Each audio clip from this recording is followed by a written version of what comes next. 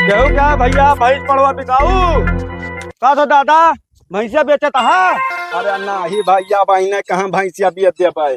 चला ठीक है दादा बेचे तो हम के दे नहीं ठीक केहू है। दूसरे के दे दिया। ठीक है भैया ठीक है। अरे बूढ़ा बोले मोहे पे पतोहिया बोले अड़वा। ए भैया तोहरे गांव में खरीदे आई गई पड़वा कहो भैया बेचबा भैंसिया। अरे हे दादा भैंसिया बिकाती हवा देख लिया तनी। भैया कहाँ जाना रो। अंदर में बांधा है दादा। अच्छा भैया भैंसिया की पड़वा है। नहीं नहीं भैंसिया दादा। भैंसिया टे हाँ करावती है भैया खाली है। नहीं खाली है दादा। कहीं दिखा दिया भैया। चल अंदर वो दिखा दी बांधी है। अरे खोल के ला के इठे दिखा देते हैं। अरे यार दादा हिया कहाँ लाई अंदर वो दिखाओ तो नहीं ये अपन घर है। नहीं नहीं नहीं सारुण के यहाँ कुछ तो गड़बड़ है, जरूर कोई ना कोई गड़बड़।